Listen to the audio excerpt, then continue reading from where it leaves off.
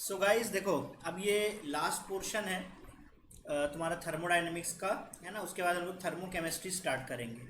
अब ये जो लास्ट पोर्शन है ना, तो उसमें हम लोग क्या कर रहे हैं कि एक तरह का डेरिवेशन करेंगे। बहुत लंबा चौड़ा डेरिवेशन है, तुमको जस्ट देख लेना है कि वो डेरिवेशन कैसे हुआ। इसके ऊपर कैसे क्वेश्चन आते हैं वो मैं लास्ट में करवा दूंगा, लेकिन बहुत ही सिंपल है। मैक्सिमम चीज़ें तुम्हें बस समझनी है ना। उसके ऊपर क्वेश्चंस जो आएंगे बहुत सिंपल आते हैं, लेकिन वो जो डेरिवेशन है लंबा चौड़ा है, ठीक है ना। तो डेरिवेशन वैसे भी हमें बहुत ज़्यादा उसमें अपना टाइम नहीं लगाना है, बस उसका हम लॉजिक समझ लेंगे और फाइनली जो काम की चीज़ है उसको हम याद रखेंगे। तो देखो, स्टार्टिंग होती है कि जी को हमने कुछ इस तरीके से डिनोट किया था कि G is equal to H minus T S, ठीक है ना। इसमें अगर हम कंडीशन लगा देते थे आइसोथर्मल की या मान लो आइसोबेरिक की, तो वो कुछ बन जाता था गिब्स हेल्मोंट्स इक्वेशन, ठीक है ना।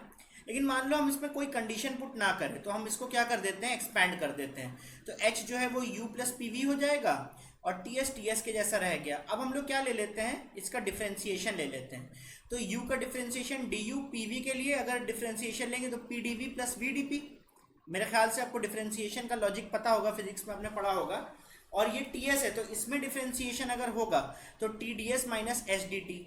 अब देखो, ये जो है ये फ्लॉट है, फर्स्ट लॉ ऑफ थर्मोडाइनमिक्स। और फ्लॉट के हिसाब से D U plus P D V जो है वो डी एच के बराबर होता है या डी क्यू के बराबर होता है ना। तो ये डी एच है और यहाँ पे टी डी एस है, तो सेकेंड लॉ के हिसाब से ये डी एच के बराबर होता है। तो ये और ये दोनों कैंसिल हो जाएंगे कि नहीं हो जाएंगे। और जब ये दोनों कैंसिल हो गया तो बचा क्या रह गया, V D P minus S D T, ये बचा रह गया। नेक्स्ट पेज पे आते हैं, यहाँ समझ गए होंगे। अब देखो नेक्स्ट पेज पे, अब यहाँ पे हम लोग चलो कंडीशंस पुट करते हैं, है ना। कंडीशंस पुट करते हैं। ये दोनों ही केमिकल रिएक्शन के काम आते हैं कि केमिकल रिएक्शन में किस तरह के एनालिसिस हैं उनको समझने के काम आते हैं, ठीक है ना। तो हम एक बार आइसोबेरिक और एक बार आइसोथर्मल ले लेते हैं। अगर हम आइसोथर्मल लेंगे तो ये जो dt है उसकी वैल्यू जीरो हो जाएगी, और अगर हम लोग आइसोबेरिक लेंगे तो यहाँ जो dp है इसकी वैल्यू जीरो हो जाएगी, ठीक है ना। तो अगर dp की वैल्यू जीरो हो गई, इसकी वैल्यू जीरो हो गई, तो बचेगा केवल नेगेटिव एस डी टी ये। और dg के बाहर हमने p लगा दिया, मतलब ये सिग्निफाई कर रहा है कि प्रेशर यहाँ पे कांस्टेंट है, आइसोबेरिक कंडीशन है। जबकि आइसोथर्मल कंडीशन में अगर हम लोग dg की वैल्यू कैलकुलेट करेंगे तो वो क्या आ जाएगी, V D P V D P, एक सेकेंड,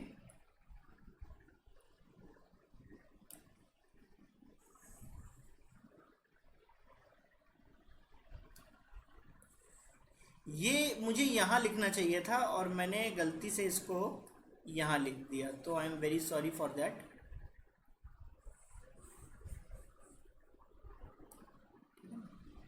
देखो मैं इसको हटा देता हूँ।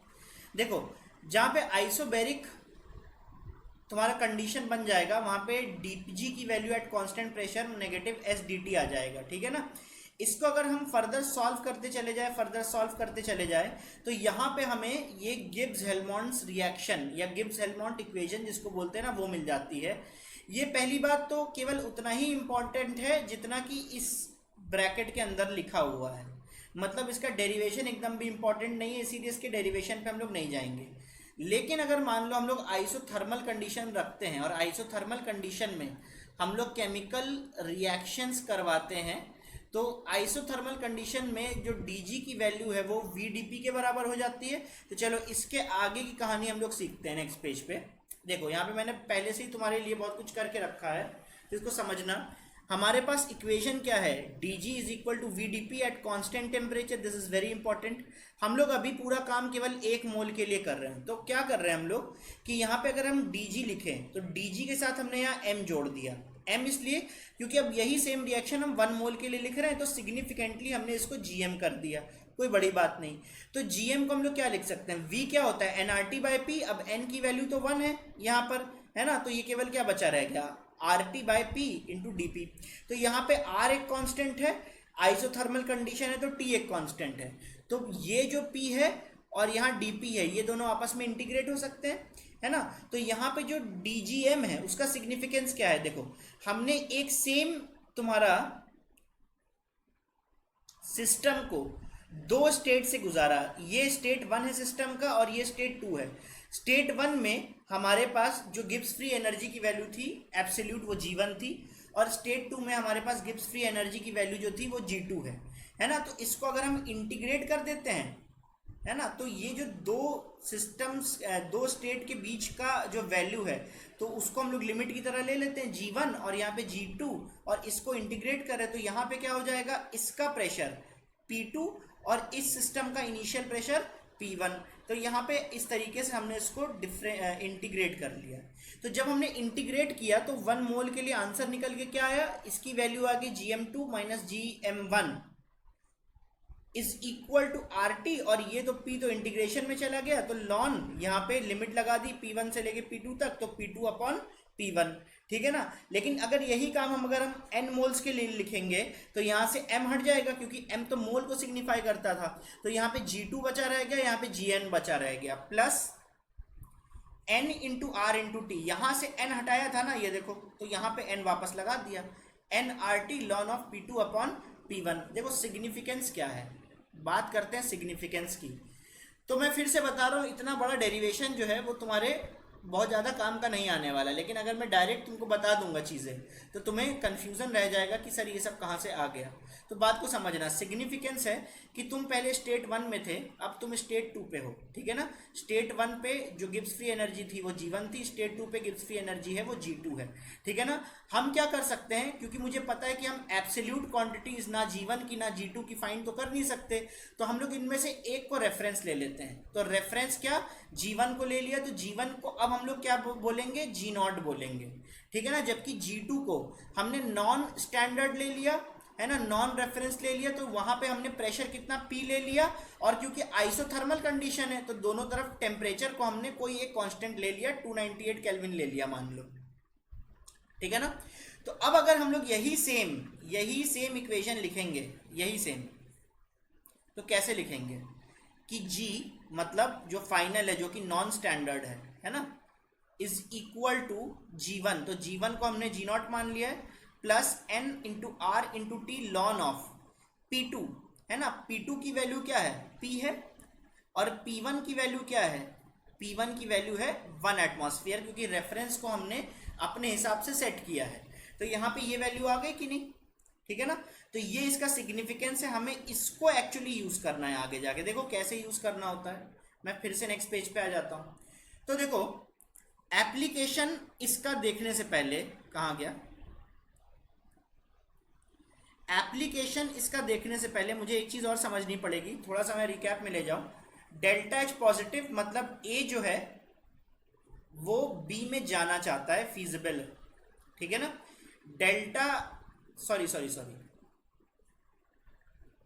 डेल्टा G पॉजिटिव का मतलब A जो है वो B में नहीं जाना चाहता, मतलब ये नॉट फीजिबल है ना, क्योंकि final G minus initial G जो है वो ग्रेटर देन 0 है, ठीक है ना।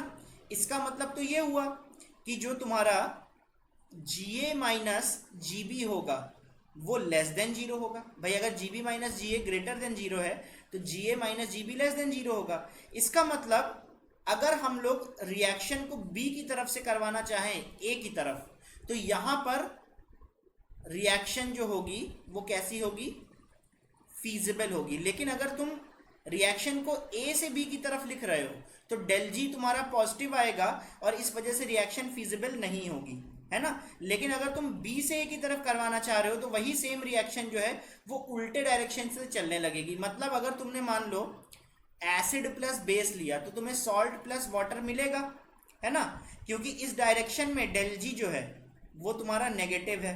लेकिन अगर हमने मान लो सॉल्ट प्लस वाटर लिया तो क्या वो हमको इस डायरेक्शन में एसिड प्लस बेस देगा, इस डायरेक्शन में एसिड प्लस बेस नहीं देगा, क्योंकि यहाँ पे डेल G उसी हिसाब से पॉजिटिव बन जाती है, ठीक है ना। तो अगर मान लो हम A से B करवाना चाह रहे हैं और इस बार जो डेल G है वो नेगेटिव आ जाए, मतलब जो GB माइनस GA है वो अपने आप ही नेगेटिव आ जाए, ठीक है ना, तो यहाँ पे रिएक्शन कैसा हो जाएगा, फीजिबल हो जाएगा, ठीक है ना। तो बेसिकली मैं कहना ये चाह रहा हूँ कि अगर डेल G की वैल्यू पॉजिटिव है ना, तो सिस्टम फॉरवर्ड नहीं बैकवर्ड जाना चाहता है, है ना, बैकवर्ड में रिएक्शन फीजिबल होना चाहता है, मतलब बी से ए की तरफ रिएक्शन फीजिबल होना चाहता है। अगर डेल जी की वैल्यू नेगेटिव है तो रिएक्शन फॉरवर्ड में फीजिबल होना चाहता है। तो सोचो ज़रा, अगर रिएक्शन का डेल जी अगर हम निकालें और वो जीरो आ जाए तो इसका मतलब ए जो है वो जितना बी में कन्वर्ट होना चाहता है उतना ही जो बी है वो ए में भी कन्वर्ट होना चाहता है। इसका मतलब यहाँ पे जितना ए बी में कन्वर्ट हो पा रहा है शायद उतना बी ए में कन्वर्ट हो रहा पा रहा है, मतलब जितना फॉरवर्ड में जाने की टेंडेंसी है उतनी ही बैकवर्ड में आने की टेंडेंसी है। तो जब ऐसा होता है ना तो रेट ऑफ फॉरवर्ड रिएक्शन जो है वो रेट ऑफ बैकवर्ड रिएक्शन के बराबर हो जाता है, मतलब जितना फॉरवर्ड जाने की गति है उतना ही बैकवर्ड भी आने की गति है। और ऐसे कंडीशन में हम लोग कहते हैं कि सिस्टम जो है वो इक्विलिब्रियम पर है। तो इक्विलिब्रियम की कंडीशन क्या होती है, डेल जी जो है वो जीरो के बराबर होता है, डेल जी जो है वो जीरो के बराबर होता है। बात क्लियर है कि नहीं? ओके तो अब हम लोग क्या करते हैं, इन दोनों चीज़ों को एक साथ जोड़ के देखते हैं। हम प्रीवियस पेज पे जाते हैं, हमें इसका एप्लीकेशन देखना था जहाँ पे जी जो है वो नॉन स्टैंडर्ड कंडीशन में हमने गिब्स फ्री एनर्जी मानी है, जी नॉट जो है वो किसी स्टैंडर्ड कंडीशन में हमने गिब्स फ्री एनर्जी से रिलेट करवाया है, plus NRT lawn of P upon one. One क्या है भाई, स्टैंडर्ड कंडीशन है, प्रेशर हमने 1 एटमॉस्फेयर लिया था तो हमने ये वैल्यू पुट कर दी। अब देखो इसका हम लोग क्या करते हैं, एग्जाम्पल लेते हैं। तो ये रहा मेरा एग्जाम्पल। सो कोई भी प्रोसेस है मान लो, है ना, कोई भी रिएक्शन है जिसमें ए टाइम्स ए जो है, मतलब ए के ए मोल्स और बी के बी मोल्स जो है वो मिलके सी के सी मोल्स दे रहे हैं और डी के डी मोल्स दे रहे हैं। तो ये रिएक्शन हो सकता है इक्विलिब्रियम पर हो और हो सकता है इक्विलिब्रियम पर ना भी हो, है ना। तो अगर इक्विलिब्रियम पर मान लो नहीं है, not at equilibrium, not at equilibrium, है ना, मतलब अभी इक्विलिब्रियम की कंडीशन रीच नहीं की है, मतलब अभी सिस्टम या तो केवल फॉरवर्ड जा रहा है या तो केवल बैकवर्ड आ रहा है नेट, लेकिन सिस्टम में अभी तक R A is equal to,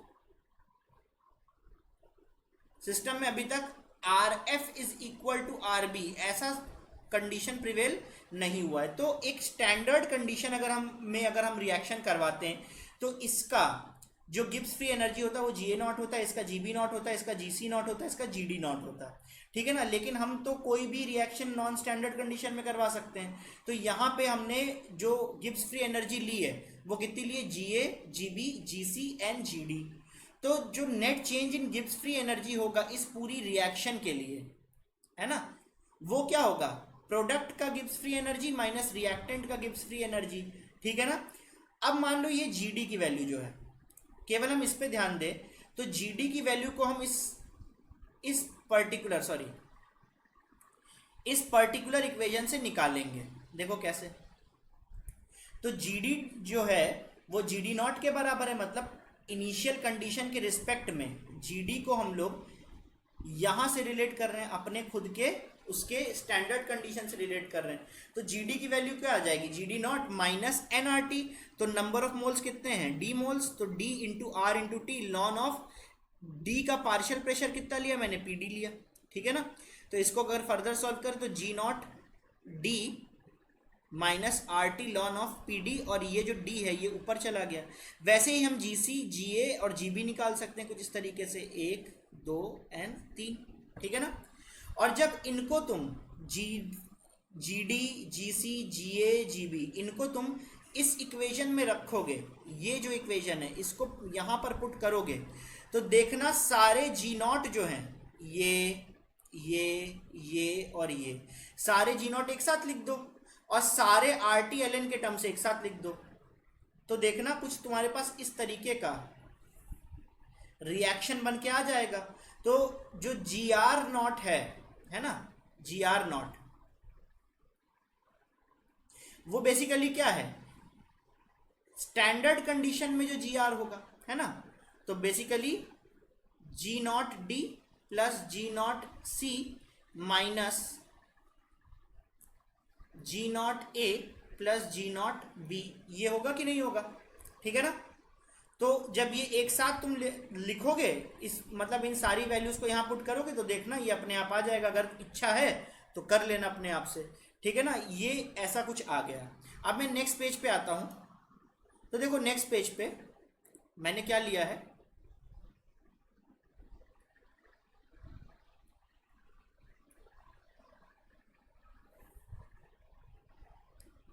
देखो नेक्स्ट पेज में मैंने क्या लिया है कि फाइनली चीज़ों को मैंने लिखा कि अगर कोई भी रिएक्शन है तो किसी भी नॉन स्टैंडर्ड कंडीशन में टोटल रिएक्शन का जो गिब्स फ्री एनर्जी चेंज है वो ऐसे लिखा जा सकता है कि नहीं लिखा जा सकता है, पीसी की पावर सी, पीडी की पावर स्मॉल डी, ये इस तरीके से लिखा जा सकता है कि नहीं लिखा जा सकता है, ठीक है ना। अब देखो कोई भी अगर ये रिएक्शन है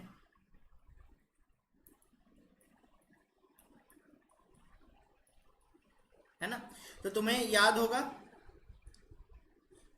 होगा कि इसको हम पार्शियल प्रेशर के टर्म्स में भी लिख सकते हैं। तो इनिशियली मान लो तुम्हारे पास यहाँ पे कुछ भी हो तो, लेकिन इनिशियली मान लो तुम्हारे पास यहाँ पे भी कुछ है, यहाँ पे भी कुछ है, यहाँ पे भी कुछ है, यहाँ पे भी कुछ है। रिएक्शन हो सकता है फॉरवर्ड जाए, रिएक्शन हो सकता है बैकवर्ड जाए, क्योंकि ये इक्विलिब्रियम पर आने वाली है। लेकिन जब इक्विलिब्रियम आ चुका है time t is equal to infinite पे, तो यहाँ पे a का पार्शियल प्रेशर है pa, फाइनली b का पार्शियल प्रेशर है pb, यहाँ पे पार्शियल प्रेशर है pc, यहाँ पे पार्शियल प्रेशर है pd। तो ये सब वैल्यूज जो है ना, यही तो होंगी ना, तो ये सब वैल्यूज ही एक्चुअली यहाँ पर आ रही हैं, ठीक है ना। तो हम लोग क्या लिखते थे, Q लिखते थे, तो Q is equal to P C P D P A P B C D A B, ऐसा Q लिखते थे। अगर रिएक्शन तुम्हारा मान लो इक्विलिब्रियम पर है तो Q जो है वो K के बराबर होता था, याद है कि नहीं। लेकिन अगर रिएक्शन मान लो इक्विलिब्रियम पर नहीं है तो या तो Q लेस देन K होता था या तो Q ग्रेटर देन K होता था, याद है कि नहीं। ये अभी अलग कहानी चल रही है, मैं तुम्हें थोड़ा इक्विलिब्रियम पर लेकर गया, ठीक है ना। तो यहाँ पर जब हम लोग ये निकालते हैं तो इसको हम रिएक्शन क्वेश्चन बोल सकते हैं कि नहीं बोल सकते हैं इसको, तो हमने यहाँ Q से इसको रिप्रेजेंट कर दिया, ठीक है ना। अब अगर मान लो सिस्टम में इक्विलिब्रियम है तो Q की वैल्यू K के बराबर होगी, ठीक है ना। तो Q की वैल्यू तुम्हारी K के बराबर होगी। तो सेम वही इक्वेशन के लिए हम लोग लिख सकते हैं कि जो डेल G है ना, is equal to del G naught है प्लस RT है लॉन ऑफ Q है। ले देके तो बात यहीं पे आई है ना, तो del G R is equal to del G R naught RT lawn of Q, ठीक है ना। तो अगर हम लोग मान लो सिस्टम में भूचाल आने के बाद जो स्टेबिलिटी आएगी उसको इक्विलिब्रियम बोल दें, तो इक्विलिब्रियम में Q की वैल्यू हमने क्या देखी, K के बराबर होती है। ये आया केमिकल इक्विलिब्रियम से फंडा, ठीक है ना, K के बराबर होती है। और तो और यहाँ पे डेल G की वैल्यू जो है वो 0 होगी। भाई ये तो नॉन स्टैंडर्ड कंडीशन है ना, सॉरी ये तो नॉन स्टैंडर्ड कंडीशन है ना, तो इसी कंडीशन पे हम चेक कर रहे हैं। तो डेल जी जो स्टैंडर्ड कंडीशन में है वहां पर नहीं, जिस कंडीशन में चेक की जा रही है वहां पे डेल जी की वैल्यू कितनी होगी, 0। तो यहां से हम देख सकते हैं कि अगर हम वैल्यू पुट कर दें तो एट इक्विलिब्रियम यही सेम इक्वेशन जो है वो किस में कन्वर्ट हो जाती है कि del G naught is equal to negative R T lawn of Q की वैल्यू किसके बराबर है, के। और यहाँ पे के क्या है, के है इक्विलिब्रियम कांस्टेंट, है ना। तो देखो इतनी सी लैंग्वेज में आने के लिए, इस अंडरस्टैंडिंग में आने के लिए हमें क्या क्या करना पड़ा, ठीक है ना। हमें बताना पड़ा, इक्विलिब्रियम के बारे में समझना पड़ा, उसके बाद पूरे प्रोसेस को समझना पड़ा, उसके बाद पूरे डेरिवेशन को समझना पड़ा, और फाइनली हम आए हैं किसमें, इस रिएक्शन पर आए हैं। तो अगर इंटरेस्ट हो तो जरूर देखना, अगर नहीं इंटरेस्ट है तो कोई बात नहीं, क्योंकि ये तुम डायरेक्टली भी अप्लाई कर दोगे तो भी तुम्हारा आंसर माना जाएगा सही, है ना। ये सब इसकी प्रीवियस स्टोरी थी कि ये आया कैसे, ठीक है ना। तो जिसको इंटरेस्ट हो वो देख लेना, नहीं इंटरेस्ट है तो कोई बात नहीं, ठीक है ना। चलो अब हम क्या कहते हैं कि तुम पलट पलट के एक दो बार रिवाइज कर लेना, तुम्हें ये चीज़ समझ में आ जाएगी। अब हम लोग क्या करते हैं, इसका एप्लीकेशन लेते हैं, ठीक है ना। तो देखो भाई, ये हमारे पास एक इक्वेशन है, तुमसे बोला गया है कि डेल जी नॉट कैलकुलेट करो, और साथ ही साथ तुमसे बोला गया है कि इक्विलिब्रियम कांस्टेंट कैलकुलेट करो फॉर द फॉर्मेशन ऑफ इतना, ठीक है ना। तो हमारा पहला स्टेप क्या होगा, हमारा पहला स्टेप होगा डेल जी नॉट को कैलकुलेट करना। अब मुझे डेल जी नॉट को कैलकुलेट करने के लिए नीचे देखो ये इन्फॉर्मेशन गिवन है, ये इन्फॉर्मेशन गिवन है ना। तो मुझसे बोला गया है कि ये ए नॉट है, ये हाफ ऑफ O2 है, और ये NO2 है, ठीक है ना। तो डेल जी नॉट अगर मुझे कैलकुलेट करना है तो डेल जी नॉट मुझे पता है कि ये NO2 है ना, तो NO2 जो होगा उसका जी, है ना, लेकिन सारे मोलर हैं, ठीक है ना, इसका जी माइनस जो मोलर होगा Gibbs free energy for O2, है ना, ये रखेंगे। यही सेम चीज़ है, क्योंकि इसको भी हम डायरेक्टली कैलकुलेट कर नहीं सकते, तो हम लोग फॉर्मेशन के हिसाब से लिखते हैं। तो यहाँ पे ये O2 के लिए, लेकिन यहाँ पे तो हमारे पास केवल हाफ मोल्स हैं, तो जितना मोलर का होगा उसके आगे हाफ लगा देंगे, और यहाँ पे कितना हो गया, माइनस, ठीक है ना। तो माइनस और क्या बचा है, NO। तो NO के लिए Gibbs free energy of NO, लेकिन मोलर क्वांटिटीज़ में, और यहाँ पे इसका मोलर क्वांटिटी ही चाहिए मुझे।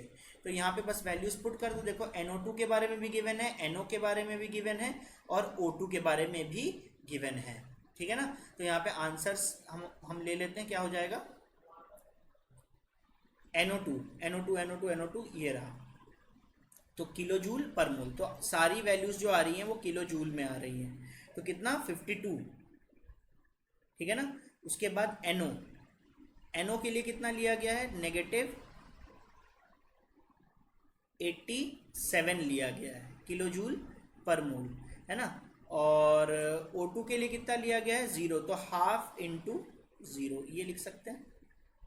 तो बेसिकली आंसर क्या हो गया, आंसर हो गया del G naught for the whole reaction is equal to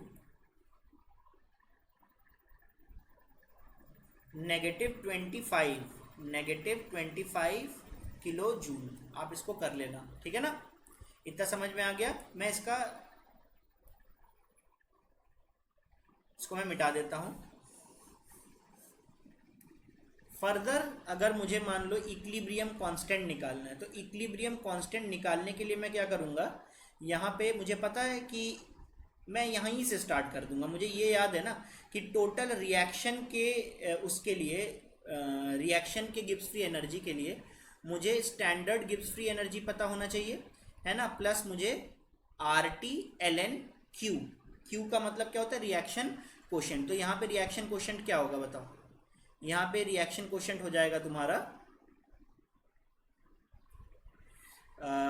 यहाँ पे तुम्हारा रिएक्शन कोशेंट हो जाएगा what, partial pressure of NO2 whole upon partial pressure of NO2 whole upon partial pressure of O2 की power half into partial pressure of NO, ठीक है ना। ये तुम्हारा Q की वैल्यू हो जाएगी, है ना। और जब यहाँ पे इक्विलिब्रियम आ जाएगा तो Q की वैल्यू तुम्हारे K के बराबर आ जाएगी।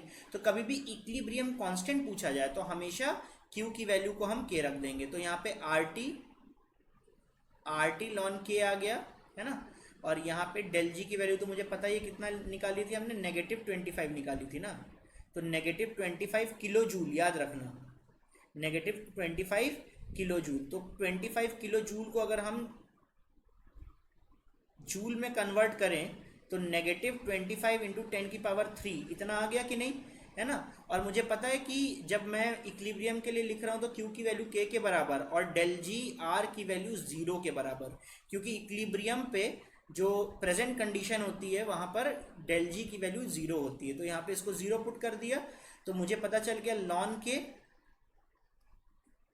तो मुझे पता चल गया ln K, तो ln K is equal to -25 into 1000 whole upon R की वैल्यू हम लोग लेते हैं 8.31, है ना। और टेम्परेचर कुछ गिवन है क्या, यहाँ पे 298 गिवन है, तो टेम्परेचर रख दो 298। अब जब ये वैल्यू निकल जाएगी तो इसका तुम एंटी लॉग लेके आंसर निकाल सकते हो। मैंने पहले से ही इसको सॉल्व कर रखा है ना, तो मैं तुम्हें दिखा देता हूँ, ठीक है ना। तो ये वैल्यूज तुमने पुट कर दी थी, ये पहले से ही मैंने सॉल्व कर रखा है। तो आंसर मेरा कितना आ जाता है, K is equal to 1.362 into 10 की पावर 6। अब K की वैल्यू बहुत हाई है, इसका मतलब जो रिएक्शन है वो काफ़ी फास्ट है, वेरी फास्ट, ठीक है ना। चलो मैं नेक्स्ट पेज पे आता हूँ, एक और एग्जाम्पल ले लेते हैं, चलो। Okay, consider the following reaction. ये तुम्हारे पास रिएक्शन है, यहाँ पे डेल जी नॉट की वैल्यू गिवन है, ठीक है ना।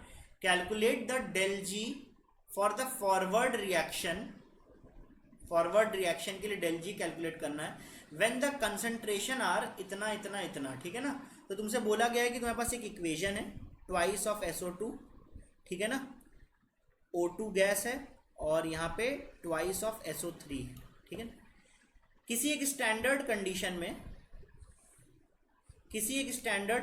में है ना, हमारे पास डेल जी नॉट की वैल्यू गिवन है, डेल जी नॉट की वैल्यू गिवन है। तो हमने डेल जी नॉट की वैल्यू कितनी रखी, -142, वो भी क्या, किलो जूल पर मोल। लेकिन ये स्टैंडर्ड की बात है, रेफरेंस की बात है, लेकिन सिस्टम में नॉन स्टैंडर्ड आ चुका है, ठीक है ना। और नॉन स्टैंडर्ड क्यों आ चुका है, क्योंकि यहाँ पे वैल्यूज देखो 1 मोल के बराबर नहीं है, इसीलिए ये नॉन स्टैंडर्ड कंडीशन है। तो हम लोग क्या करेंगे, यहाँ पे पहले लिख लेते हैं, हमारे पास फॉरवर्ड रिएक्शन हो रहा है और फॉरवर्ड रिएक्शन की कहीं time t is equal to T पर, मतलब ट्रांजिएंट टाइम पर, जब मतलब इक्विलिब्रियम रीच नहीं किया है, तो वहाँ पर SO2 का जो कंसंट्रेशन है, SO2 का कंसंट्रेशन कितना है, 0.1 मोलर, है ना। O2 का कंसंट्रेशन कितना है, O2 का कंसंट्रेशन है 0.2 मोलर, और SO3 का कंसंट्रेशन कितना है, 0.95 मोलर, ठीक है ना। हमें डेल जी कैलकुलेट करना है, तो डेल जी कैलकुलेट करने से पहले हम क्या करते हैं, क्यू कैलकुलेट कर लेते हैं। तो क्यू जो है वो क्या है, concentration of SO3 whole square, concentration of O2, yes, concentration of O2, one second, concentration of O2 and concentration of SO2 whole square, ठीक है ना। This is all the thing. तो हम लोग बस वैल्यूज पुट कर दें कि Q की वैल्यू क्या हो जाएगी, SO3 की वैल्यू पुट कर देना 0.95 का होल क्यूब, O2 की वैल्यू पुट कर देना 0.2 और SO2 मतलब 0.1 का होल स्क्वायर, ये पुट कर देना, तो Q की वैल्यू निकल जाएगी। अब मुझे पता है कि डेल जी जो है वो डेल जी नॉट के बराबर है। डेल जी नॉट कितना गिवन है, -142 किलो जूल, है ना। तो किलो जूल मतलब 1000, उसके साथ मुझे क्या करना पड़ेगा, RT ln Q लेना पड़ेगा। तो R की वैल्यू कितनी ले लें, 8.31 इंटू टेम्परेचर कितना ले लें, टेम्परेचर तुम्हारा गिवन है क्या,